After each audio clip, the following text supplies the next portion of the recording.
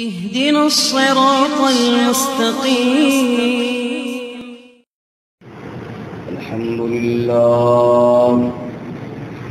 الحمد لله وكفى، الصلاة والسلام على خاتم الرسل وسيد الأنبياء وعلى آله وأصحابه الأتقياء. أما بعد فأعوذ بالله من الشيطان الرجيم. بسم الله الرحمن الرحيم. فإذا جاءت الطامة الكبرى يوم يتذكر الإنسان ما سعى وبرزت الجحيم لمن يرى فأما من طغى وآثر الحياة الدنيا فإن الجحيم هي المأوى وأما من خاف مقام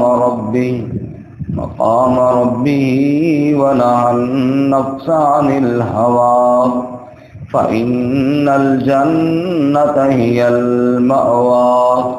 يسألونك عن الساعة أيان مرساها فيم أنت من ذكراها إلى ربك منتهاها إنما أنت منذر من يخشاها كأنهم يوم يرونها لم يلبثوا إلا عشية أو ضحاها.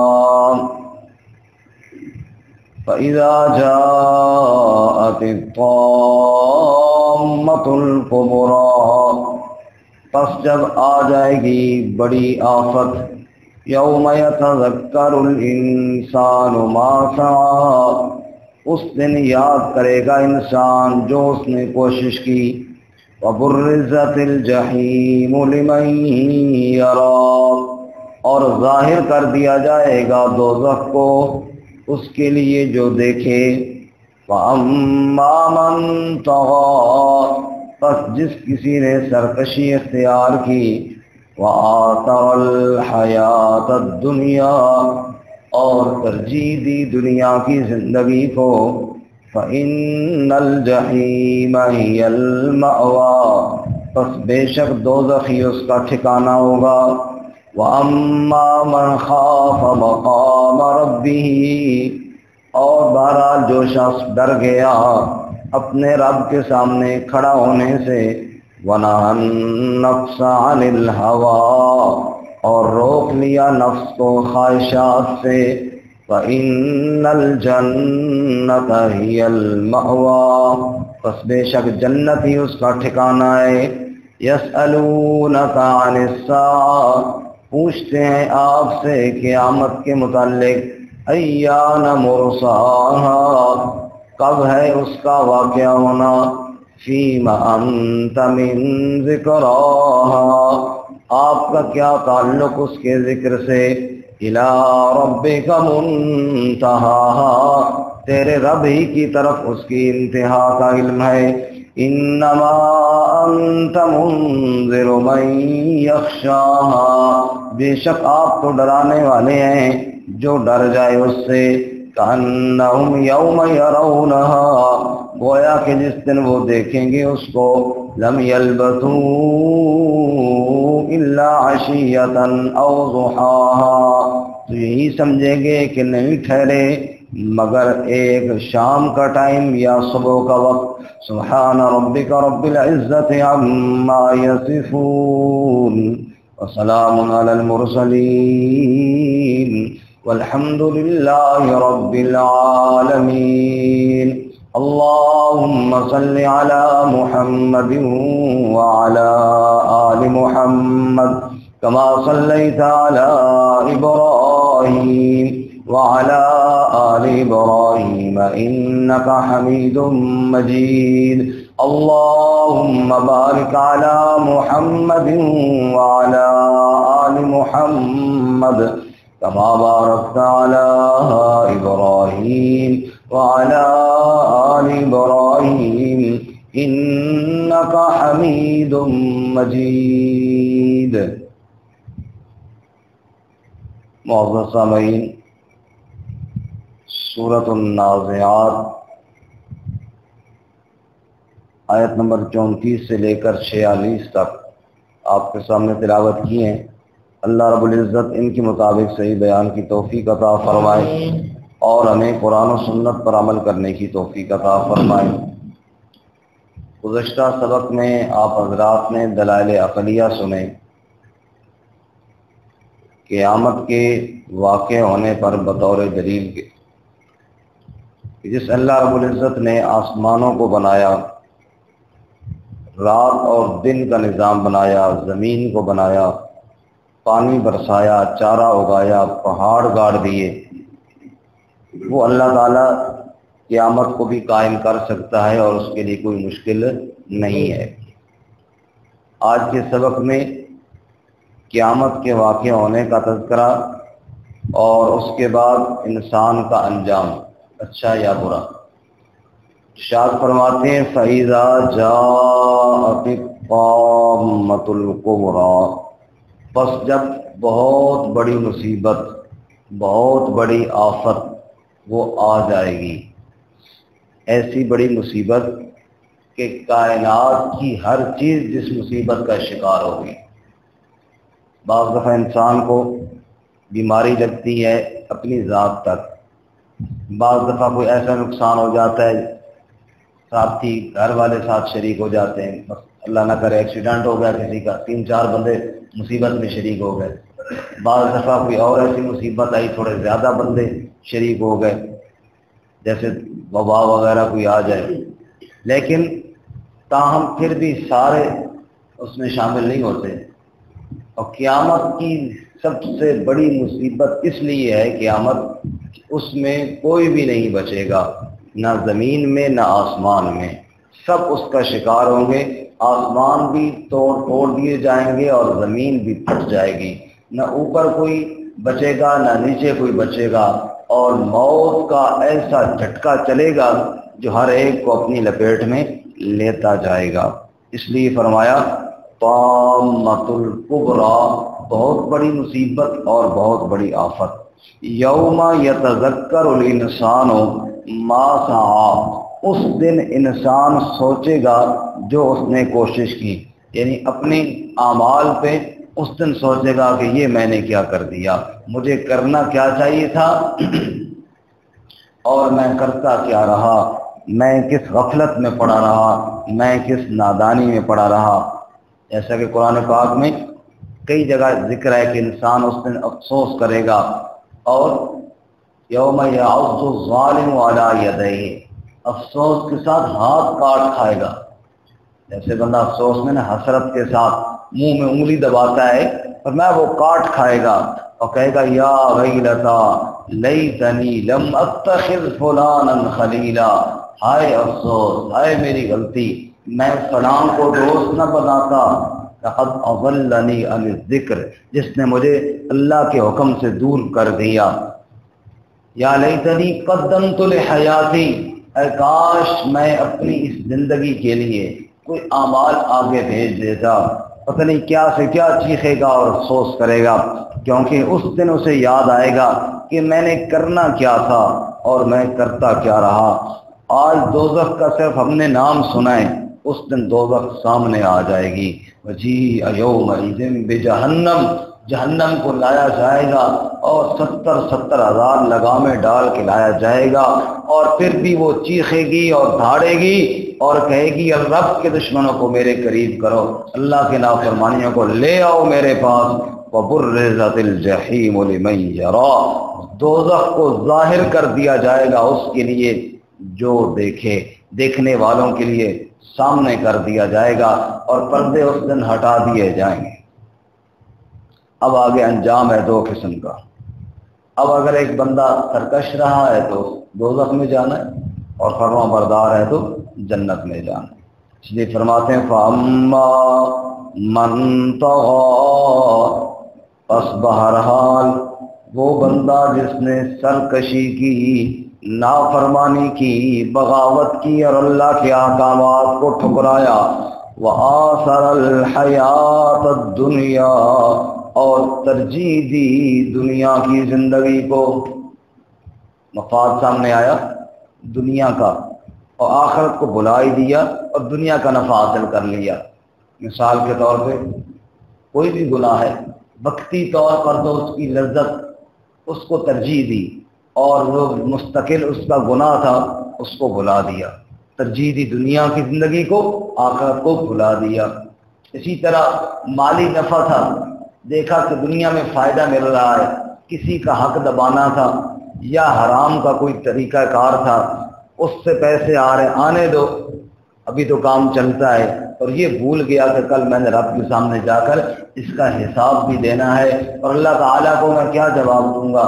فرمایا کہ اس کو بھلا دیا، دنیا کے نفع کو حاصل کیا اور آخرت کو بھلا دیا۔ اللہ فرماتے ہیں سورۃ الحج میں، فرمایا وَمِنَ النَّاسِ مَن يَعْبُدُ اللَّهَ عَلَى حَرْفٍ، فرمایا بعض لوگ اللہ کی عبادت کرتے ہیں ایک کنارے پر کھڑے ہو کر، یعنی مکمل دین میں داخل نہیں ہوتے۔ فَإِنْ أَصَابَهُ خَيْرٌ اطْمَأَنَّ بِهِ، اگر اللہ کی عبادت کرتے کرتے انہیں دنیا کا نفع ملتا رہے، بڑے مطمئن ہو کر لگے رہیں گے۔ وَإِنْ أَصَابَتْهُ خَيْرٌ وَإِنْ أَصَابَتْهُ فِتْنَةٌ، اور اگر کہیں کوئی آزمائش آ جائے، انقلب علی وجهه، تو پیٹھ دے کر منہ دوسری طرف کر لیتے ہیں۔ مثال کے طور پہ آسان لفظوں میں مثال دے کے سمجھائیں، اگر انسان کو، دیندار بندے کو، مسلمان کو کہیں سے حصہ مل رہا ہو، بڑی خوشی کے ساتھ دیں گے، جی ہاں جی بالکل شریعت کا حق ہے، جی میرا حق بنتا ہے۔ اور وہی اگر زمین میں سے بہنوں کو حصہ دینا پڑ جائے، مصیبت پڑ جاتی ہے۔ فرمایا کہ عبادت کرتے کرتے نفع ملے تو مطمئن رہتا ہے، لیکن اگر کوئی آزمائش آ جائے، انقلب علی وجهه، بس منہ پھیر لیتا ہے اور اللہ کے حکم کی کوئی پرواہ نہیں کرتا۔ اللہ فرماتا ہے خسر الدنیا والآخرہ، جس آدمی نے اللہ کے احکامات کو صرف دنیاوی مفاد تک مانا، اس کی دنیا بھی برباد ہے، اس کی آخرت بھی برباد ہے۔ ذالک هو الخسران المبین، اس سے بڑا نقصان والا اور کوئی نہیں، یہ بڑے واضح خسارے والا ہے۔ اللہ ہمیں محفوظ فرمائے کہ صرف دین کو اس حد تک بندہ مانے کہ جس حد تک میری دنیا بنتی ہے، اور جہاں دنیاوی مفاد نہ وہاں دین کو چھوڑ دے۔ فرمائیے یہ ہے انسان جو دوزخ میں جائے گا۔ فرمایا فَأَمَّا مَن طَغَىٰ، جس نے سرکشی کی، وَآثَرَ الْحَيَاةَ الدُّنْيَا، اور ترجیح دنیا کی زندگی کو دی، فَإِنَّ الْجَحِيمَ هِيَ الْمَأْوَىٰ، پس بے شک دوزخ ہی اس کا ٹھکانہ ہوگا۔ وَأَمَّا مَنْ خَافَ مَقَامَ رَبِّهِ، اور جو کھڑا ہو گیا اور جو ڈر گیا رب کے سامنے کھڑا ہونے سے، اس نے کہا میں نے تو کل اللہ کے سامنے کھڑا ہونا ہے، میں کیوں کسی کا حق رکھوں، میں کیوں کسی کی جائیداد دباؤں، میں کیوں کسی کا پیسہ اپنے پاس دباؤں، جو جس کا حق دینا ہے میں نے ادا کرنا ہے۔ فرمایا دنیا کے اندر ایک انسان یہ سوچے کہ میں نے اللہ کے سامنے کھڑا ہونا ہے، یہ ڈر دل میں آ جائے، یہ ڈر انسان کو جنت میں لے کر جائے گا۔ جب اہل جنت میں جائیں گے نا، آپس میں سوال ہوگا تو کس عمل کی وجہ سے جنت میں آئے ہیں، تو وہ کہیں گے انا کننا من قبل فی اہلنا مشفقین، وہ جو دنیا میں اللہ سے ڈرتے رہتے تھے نا، بس اسی وجہ سے اللہ تعالیٰ نے احسان کیا اور اللہ نے معاف فرما دیا۔ کمیاں کوتاہیاں تو ہیں، معصوم تو ہم نہیں ہیں، معصوم تو انبیاء علیہ الصلوۃ والتسلیمات کی ذوات مقدسات ہیں، لیکن ڈر اللہ کا ہونا چاہیے، ڈر کی وجہ سے اللہ معاف فرمائے گے تو انشاءاللہ۔ اس لیے فرماتے ہیں جو ڈر گیا نا رب کے سامنے کھڑا ہونے سے، وَنَهَى النَّفْسَ عَنِ الْهَوَىٰ، اور روک لیا اپنے نفس کو خواہش سے، کوئی گناہ کا موقع ملا اور روک لیا، فَإِنَّ الْجَنَّةَ هِيَ الْمَأْوَىٰ، پس بے شک جنت ہی اس کا ٹھکانہ ہے۔ کہتے ہیں کہ ایک بادشاہ اپنی بیوی کے ساتھ تھا گپ شپ کے موڈ میں، تو بیوی نے اس کو کہا کہ تو جہنمی ہے، تو جنتی نہیں، تو جہنمی ہے۔ اس نے آگے سے یہ کہا کہ اگر میں جنتی نہ ہوں نہ جہنمی ہوں تو تجھے میری طرف سے 3 طلاقیں ہیں، یعنی مطلب یہ کہ میں پکا جنتی ہوں، تیری بات غلط ہے۔ اب طلاق کا مسئلہ ایسا ہوتا ہے کہ جب بندے نے کہہ دیا تو طلاق تو ہو جاتی ہے۔ اب پریشان ہو گیا کہ کہیں مجھے یہ پتہ تو نہیں ہے کہ میں جنتی ہوں یا جہنمی ہوں، تو بیوی کو طلاق ہی نہ ہو گئی ہو۔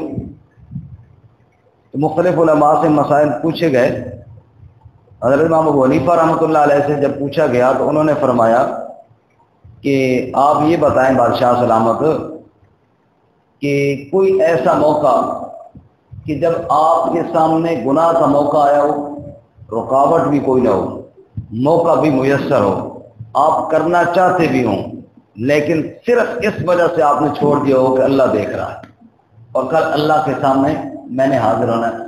آپ کی زندگی میں کوئی ایسا موقع آیا؟ اس نے سوچ کے بتا، نے کہا جی آیا۔ ایک موقع پہ میں ایک باندی کے ساتھ یا خاتون کے ساتھ برائی کرنا چاہتا تھا اور بالکل موقع بھی مل گیا تھا اور میں نے کمرہ بھی بند کر لیا تھا، لیکن دفعتاً مجھے خیال آیا کہ کل رب کے سامنے بھی تو جواب دینا ہے، بس میں نے اپنی خواہش کو وہاں قابو کیا اور اس کو چھوڑ دیا۔ حضرت نے فرمایا پھر طلاق نہیں ہوئی، کیونکہ رب کہتا ہے جو رب کے سامنے کھڑا ہونے سے ڈر کر خواہش کو دبا لے فَإِنَّ الْجَنَّةَ هِيَ الْمَأْوَىٰ، اس کا ٹھکانہ جنت ہے۔ اس کا ٹھکانہ کیا ہے جی؟ تو معلوم ہوا ایسے ہماری زندگی میں بھی کئی موقع آتے ہیں کہ ہم بس جنتیوں میں اپنا نام لکھوا سکتے ہیں۔ کئی موقع ایسے آتے ہیں، گناہ کا موقع آیا، اگر اس وجہ سے چھوڑ دیا کہ کل میں نے رب کے سامنے حاضر ہونا ہے، انشاءاللہ اللہ غلطیاں کوتاہیاں باقی معاف کرے گا اور جنتیوں میں نام لکھے گا۔ رب بڑی غیور ذات ہے، اللہ بڑی قدردان ذات ہے، وہ دیکھتا ہے یہ میرا بندہ یہ چاہتے ہوئے بھی اپنی خواہش کو اس لیے روک رہا ہے، میرے ڈر کی وجہ سے روک رہا ہے نا، چلو میں اس کو معاف کرتا ہوں۔ فرمایا وَأَمَّا مَنْ خَافَ مَقَامَ رَبِّهِ، جو ڈر گیا نا رب کے سامنے کھڑا ہونے سے، وَنَهَى النَّفْسَ عَنِ الْهَوَىٰ، اور روک لیا اپنے نفس کو خواہش سے، فَإِنَّ الْجَنَّةَ هِيَ الْمَأْوَىٰ، بے شک جنت اس کا ٹھکانہ ہے۔ اپنے نفس کو خواہش سے روک لیا تو جنت اس کا کیا ہے جی؟ ٹھکانہ ہے۔ اب اللہ فرماتے ہیں انجام تو یہ ہونے والا ہے، فرماتے ہیں یا تو جنت میں یا جہنم میں۔ لوگ اس انجام کی فکر نہیں کرتے بلکہ تاریخ پوچھتے ہیں، قیامت کی تاریخ بتاؤ جی۔ یسألونک عن الساعۃ، پوچھتے ہیں لوگ آپ سے قیامت کے بارے میں، ایان مرساہا، کب اس کا وقوع ہوگا، کب اس کی تاریخ ہوگی جی۔ وہ جی یہ چھوڑو، یہ بتاؤ تاریخ کون سی ہے۔ اللہ فرماتے ہیں تاریخ آپ سے کیوں پوچھتے ہیں؟ کیا آپ نے قیامت کو قائم کرنا ہے؟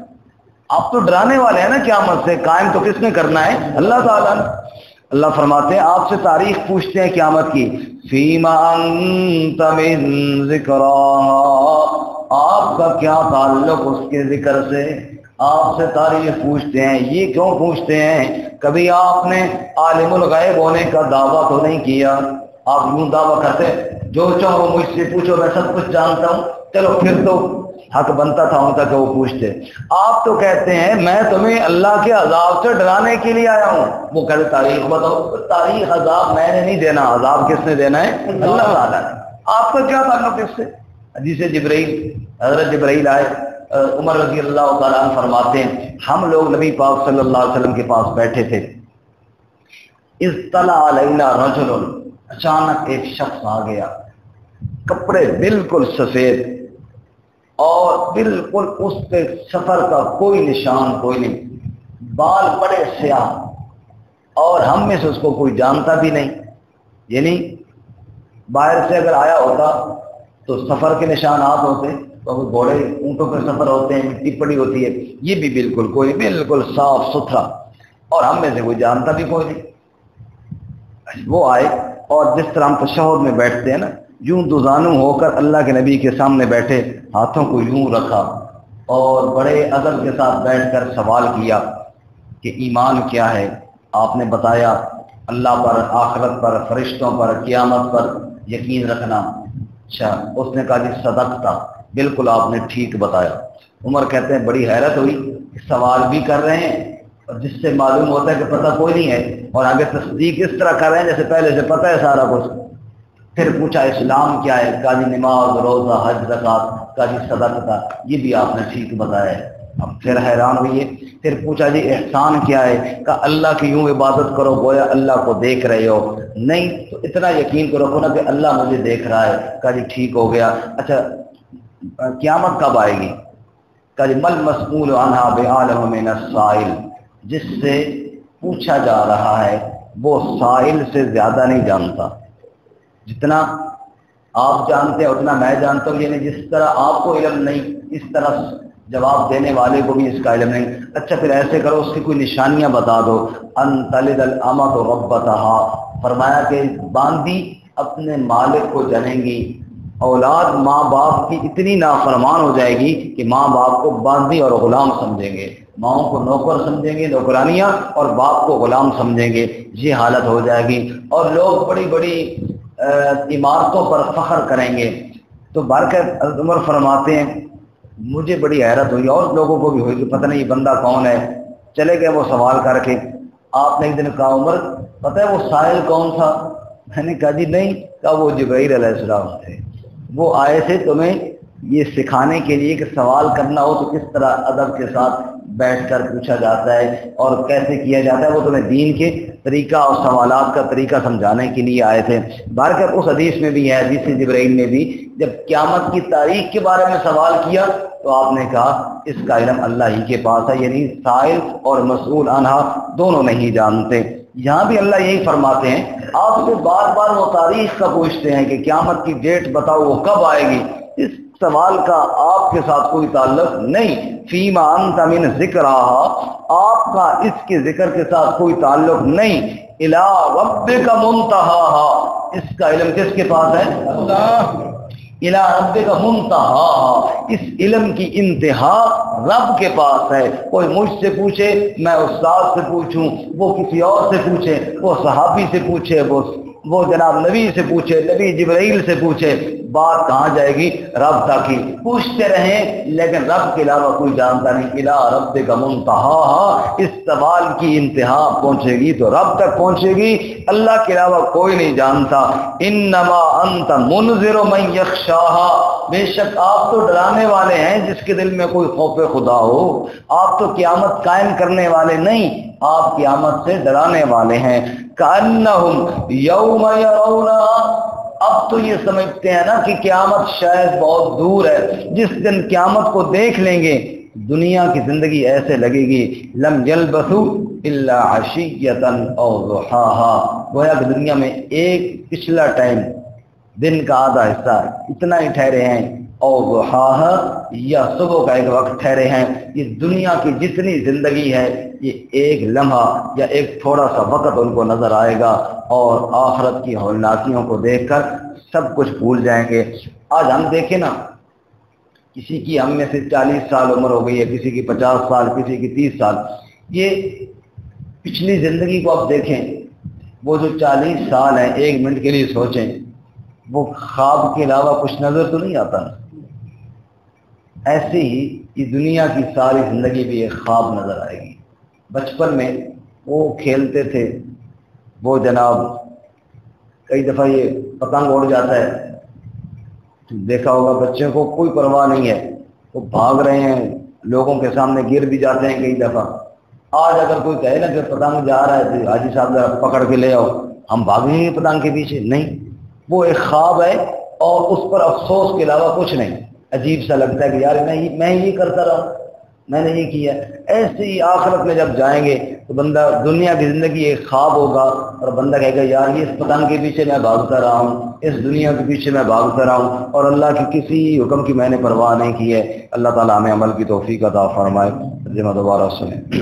فَإِذَا جَاءَتِ الطَّامَّةُ الْكُبْرَىٰ, پس جب آ جائے گی بہت بڑی آفت, یوم یتذکر الانسان ما سعی, اس دن سوچے گا نصیحت حاصل کرے گا انسان جو اس نے کوشش کی. وبرزت الجحیم لمن یری, اور ظاہر کر دی جائے گی دوزخ اس کے لیے جو دیکھے. فاما من طغی, پس جس کسی نے سرکشی کی. وآثر الحیات الدنیا, اور ترجیح دی دنیا کی زندگی کو. فإن الجحیم ہی المأوی, پس بے شک دوزخ ہی اس کا ٹھکانہ ہے. وأما من خاف مقام ربی, اور بہرحال جو بندہ ڈر گیا